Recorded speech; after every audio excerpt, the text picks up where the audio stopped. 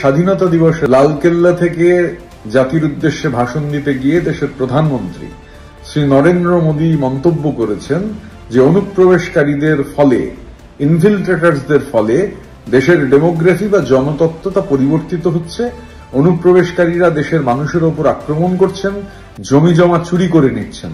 এখন মাননীয় প্রধানমন্ত্রী যখন এই ইনফিল্ট্রেটারদের জন্য ডেমোগ্রাফি পরিবর্তিত হওয়ার কথা বলছেন, তখন আমরা দেখতে পেলাম যে দেশের মাননীয় স্বরাষ্ট্রমন্ত্রী অমিত শাহ তিনি হাততালি দিচ্ছেন।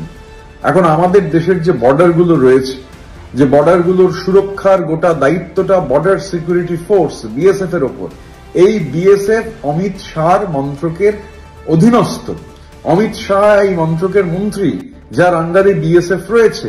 এখন মাননীয় প্রধানমন্ত্রী যে কথা আজকে বলেছেন, এই কথাগুলো যদি সত্যি হয়, যদি সত্যি অনুপ্রবেশকারীরা ঢুকে আমাদের দেশের ডেমোগ্রাফি জনতত্ত্ব পাল্টে দিতে পারে, তাহলে এই প্রশ্নগুলো অন্য কাউকে নয়, ওনার করা উচিত সোজা অমিত শাহকে, এবং অমিত শাহ থেকে জানতে চাওয়া উচিত যে আপনি মন্ত্রী, এগুলো হলো কি করে।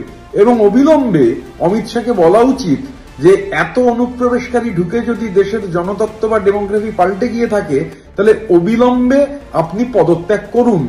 দেশের উদ্দেশ্যে এই কথা বলবার আগে প্রধানমন্ত্রীর এগুলো মাননীয় অমিত শাহকে বলা প্রয়োজন, অমিত শাহর রেজিগনেশন চাওয়া প্রয়োজন। इस वीडियो को लाइक करें, हमारे चैनल को सब्सक्राइब करें और बेल आइकन जरूर प्रेस करें